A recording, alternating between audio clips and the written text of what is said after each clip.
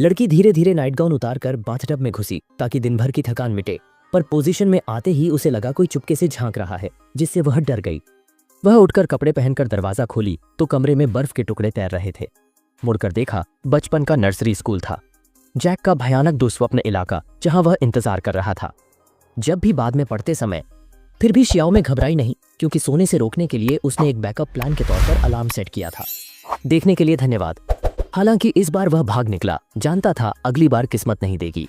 जान बचाने जैक को मिटाने ठान लिया। शियाओ शुआई संग सालों पहले के उसी कारखाने में पहुंचकर उसे खत्म करने तैयार हुए। सपनों में अजय जैक को असल दुनिया में लाना जरूरी था। तैयारियां पुख्ता करने दोनों सुपरमार्केट गए। शियाओ शुआई गया और आधे दिन बाद भी नहीं लौटा। चिंतित होकर शियाओ में उसके पीछे गई, पर जैसे ही कदम रखा लाइट बार बार झिलमिला उठी। हकीकत सपना निरंतर घुले जब तक जैक साकार नहीं हुआ। उसके ताबदतोद हमले के सामने शियाओ में काबू नहीं रख सकी और घबराकर पीछे हट गई। खुश नसीबी से शियाओ शुआई वक्त रहते आया, जिससे यह कत्लेआम थम गया। फिर दंग रहकर उसने देखा कि हाथ में जैक की आंख थी। सिद्ध हुआ कि उनकी सनद बेमिसाल थी। ज्यों ही वह कदम रखे, पलटवार कर उसे खत्म कर दुस्वप्न खत्म हो जाएगा।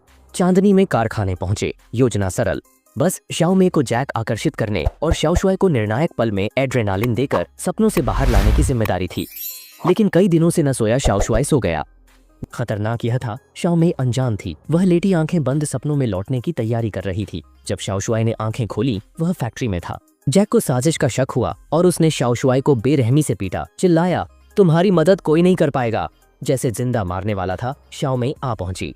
इस बार शाओमे ने डर की बजाय वहीं पलटकर भिड़ गई। उसकी हिम्मत देख जैक मुस्कुरा और पीछे मुड़ने को कहा। उसके दोस्त पहले ही सूखी लाशों की तरह बनाकर आधे हवा में लटका दिए गए थे।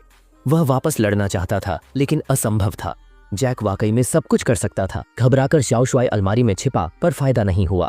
जैक पल में पीछे आ गया और शाओ शुआई ऊपर मंजिल तक दौड़कर खून लथपथ फर्श पर पहुंचा। जब शाओमे होश में आई, पाया वह बड़े बिस्तर पर पड़ी थी। उठकर निकलने की कोशिश की, पर उसके हाथ बंधे थे, हिल नहीं रहे थे। जैसे ही जैक करीब आकर उसे बाहर फेंकने ही वाला था, ठीक उसी समय शाओमे ने पास रखी कैंची उठाकर उसे जोर से उसकी आंख की ओर ठोक दिया। पर यह सब दुस्वप्न में भी महत्वहीन था। मैनेजर ने कैंची ले पागलों सा अत्याचार शुरू किया। तभी असल में लेटी शाओमे चीख पड़ी। उसकी चीख ने शाओ शुआई झकझोरकर जगाया। एड्रेनालिन तुरंत होश लौटाया।